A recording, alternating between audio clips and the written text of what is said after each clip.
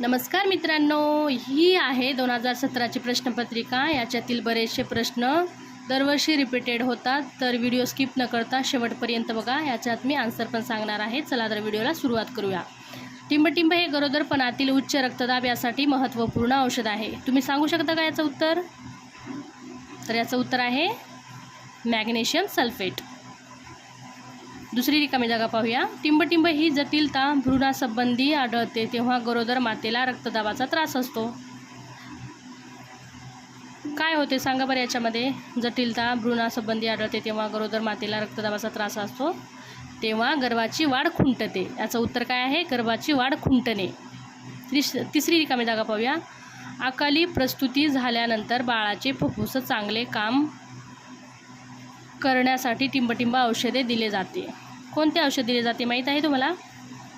Corticosteroid औषध दिले जाते।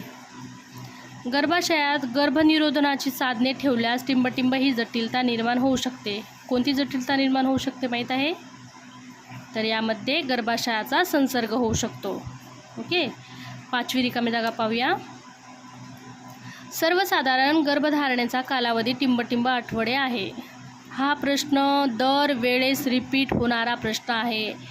मी आतापर्यंत ज्या किती प्रश्नपत्रिका दाखवल्या त्यामध्ये हा प्रश्न रिपीट झालाच आहे। खूप इम्पॉर्टंट प्रश्न आहे। तर याचं आन्सर आहे 40 आठवडे। जोड्या लावूया, पाहूया आपण आता ब प्रश्न। ॲम्नोरिया, ॲम्नोरिया म्हणजे काय? पाळी न येणे। आणि दुसरी जोड्या लावा पाहूया। स्त्रीकटिराच्या मुखाची लांबी किती असते? 12 सेंटीमीटर। लोकिया, लोकियाची जोडी काय असेल? प्रसूतीनंतर योनिमार्गातून होणारा रक्तस्राव। आणि चौथा नंबर गरोदरपणाचा रक्तदाब। तर याचं उत्तर काय आहे? अति जोखमीचे गरोदरपण। वंध्यत्व, वंध्यत्वाची जोडी काय असेल? गर्भधारणा न होणे म्हणजे वंध्यत्व। चला तर मग आता आपण पुढचा प्रश्न पाहूया। टिप्पा लिहा। चुकी बरोबर पाहूया, सॉरी। तर प्रश्न पहिला, दुसरा तिमाही हा गरोदर मातेसाठी सुरक्षित असतो। तर याचा आन्सर आहे बरोबर। आणि दुसरा प्रश्न पाहूया। पुन्हा पुन्हा गर्भपात होणे याला वारंवार होणारा गर्भपात म्हणतात। तर याचं उत्तर बरोबर आहे।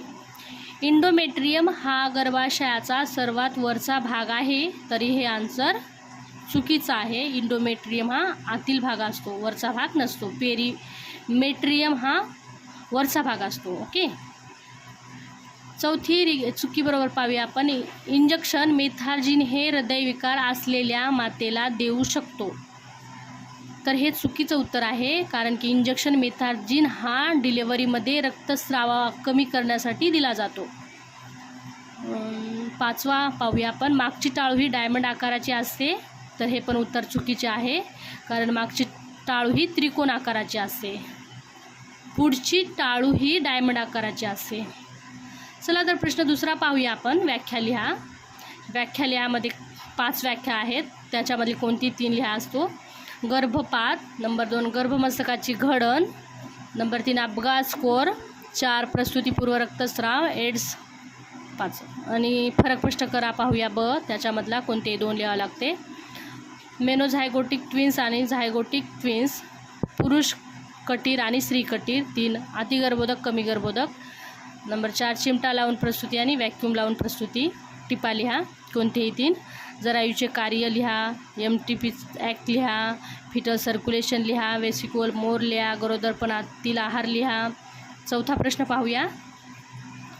श्रीमती सोनिया 24 वर्षाची प्रथम प्रसवायानं योनिमार्गातून पाणी जात आहे व त्यांना प्रसव वेदना सुरू झाल्या आहेत, तर खालील प्रश्नाचे उत्तरे लिहा। स्वाभाविक प्रसूतीची व्याख्या 2 मार्क, प्रसूतीच्या अवस्था न व लागणारा वेळ याला 3 मार्क, प्रीमॅच्युअर मेम्ब्रेन रप्चर होण्याची कारणे कोणती 3 मार्क, प्रसूतीच्या पहिल्या अवस्थेचे व्यवस्थापन लिहा 5 मार्क, प्रसूतीच्या तिसऱ्या अवस्थेच्या अनिष्ट परिणामाची यादी लिहा तर 2 मार्क। चौथा प्रश्न किंवा मध्ये असतो, तर श्रीमती शबाना यांना जुळी मुले असणारी गर्भधारणा आहे, त्यांना 32 आठवड्याची गर्भधारणा आहे व त्या प्रसूतीपूर्व कक्षात दाखल झालेले आहेत तर खालील प्रश्नाचे उत्तरे लिहा.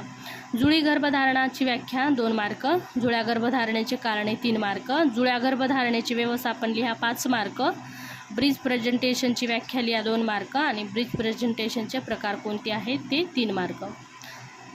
चला तर मित्रांनो, व्हिडिओ जर आवडला असेल तर व्हिडिओला लाईक करा, शेअर करा आणि सबस्क्राईब करा. आणि ह्याचे जर लॉंग व्हिडिओ पाहिजे असेल तुम्हाला तर कमेंट करा.